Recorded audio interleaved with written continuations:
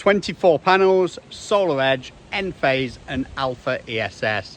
Follow me while we do a system walkthrough and show you what a solar installer might have on their own property. So as you can see on the front, we've got 12 JA Solar 435 watt solar panels in all black, and we've got the same on the back. So this was an actual installation at a later date on the front. So the panels on the rear are actually 410 watt JA Solar. They are bifacials on the front and standard panels on the rear, but they're both JA Solar. Now you can see over here we've got an air conditioning unit on each side of the property as well, and we'll talk about that as we go further into this video. And I guess this is the area where you might say the magic happens. We've got our Enphase communications module on the left with our consumer unit dedicated for all the renewables in the middle. You can ignore this, it's just a key box, but we've got our generation meter, Solar Edge meter, isolators, and the Solar Edge inverter as well. So you're probably wondering, why is it that we've got Solar Edge and Enphase in this property? And the reason's a fairly simple one. The Solar Edge went in a couple of years ago. As we are installers, we try and pick products that we can try out ourselves before we start installing them for other customers. So in the case of Solar Edge, we had a few inquiries about Solar Edge, but we'd not had any training and we didn't really know the system. So I put a system in at home, and this was the first solar I had on my own property. So despite installing it for years, it was only recently when we had this installed here, just a couple of years ago. The battery system went in first, so we'll go around the side in a second and see the Alpha ESS battery. And then more recently, this summer, we've installed the Enphase communications modules with the microinverters on the roof, and that system's doubled, or more than doubled, our solar capacity.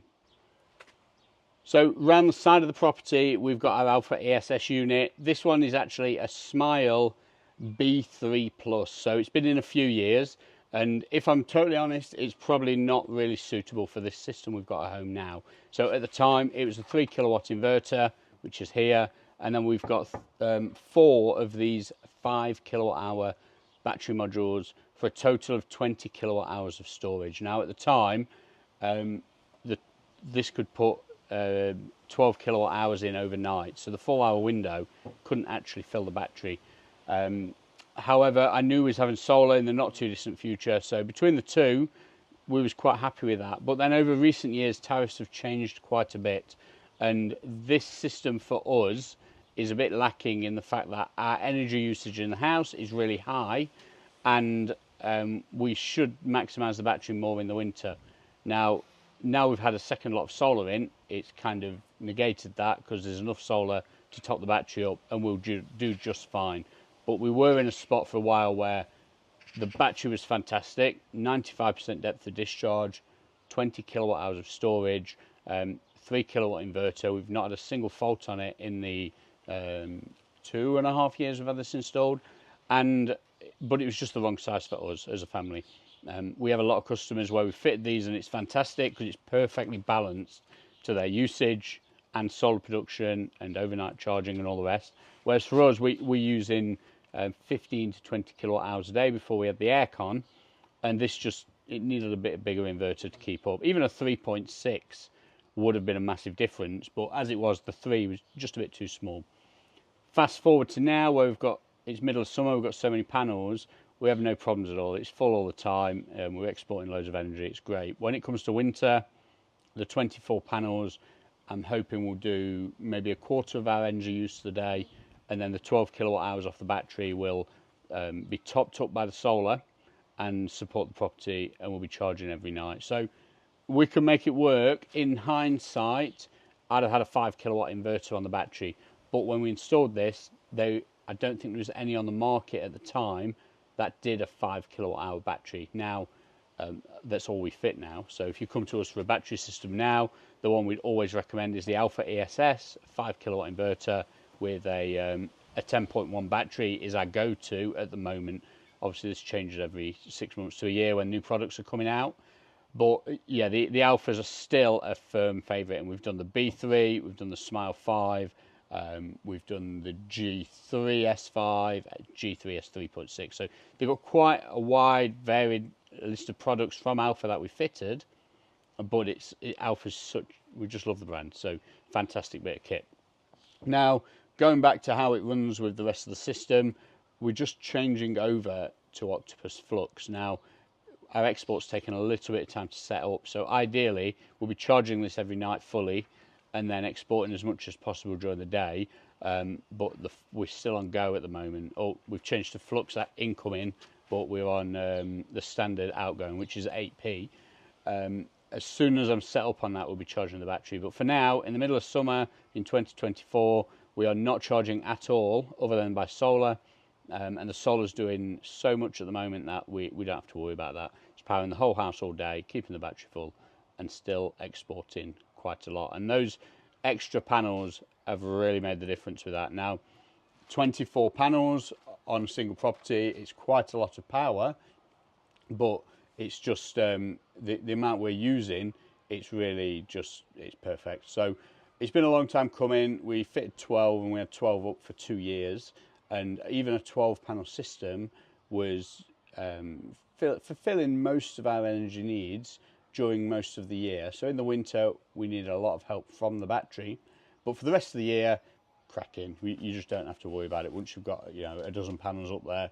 And then just filling that front roof has really taken things to the next level. So it's going to be interesting to see how tariffs change over the next couple of years and how things alter from a supplier's point of view.